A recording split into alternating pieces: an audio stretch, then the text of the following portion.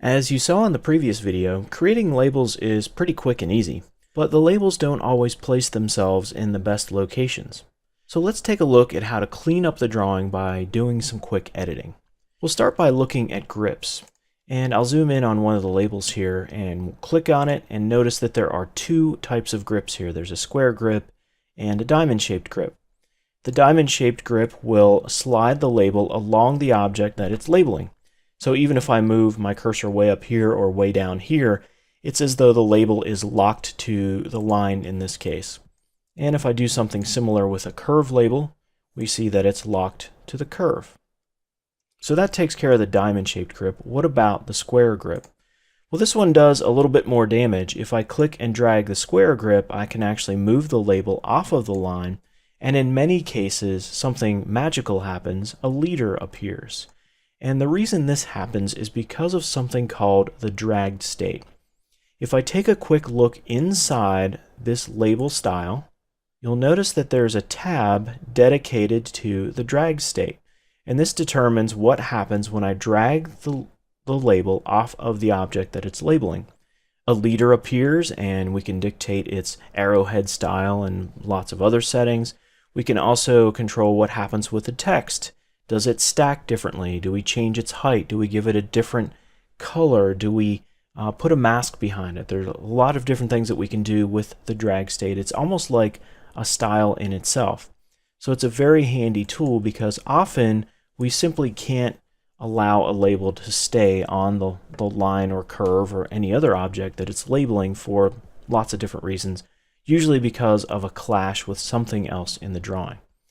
Now, something else you'll notice is after you move a label off the line, you get all these extra grips. Well, what do? Well, the diamond grip still does the same thing. It slides the label along the line. And the square grip still pretty much does the same thing. It moves the label to wherever you want it. But notice how the leader's kind of smart. It rejustifies itself left or right depending on where I place the label.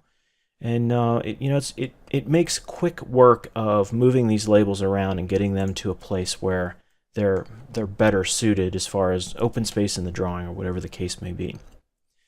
We also have some plus grips which will add vertices to the leaders. I personally don't use these too often because I think something like that is just kind of strange looking. But you might find that comes in handy if you've got a really crowded drawing and you just simply have to bend a leader to get around something. And a grip that I use even less is this one, which actually changes the position of the leader. And you'll notice if I use the minus sign, it puts it back where it was. And I didn't verbalize this, but if you use the minus sign for a vertex that you add, it will remove that vertex. So those are some pretty handy grips. And by the way, this circular grip will return the label back to the line and disengage the drag state from the label. All right, so that takes care of the grips and drag state. Is there anything else you can do?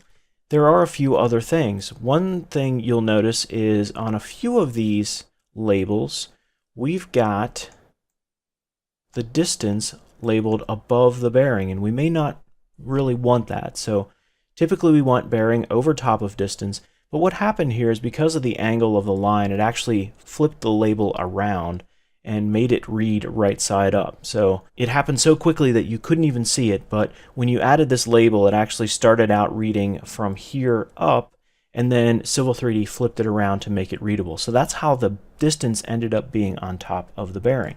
So is there a quick way to fix that? Yes, there is. I can click a label, and there's a flip label option on the ribbon, and that'll simply swap out what should be above the line with what should be below the line. So now I have my bearing properly shown above the line as I want it to. Something else that you may want to do, notice that this bearing is reading in this direction, but it says southwest.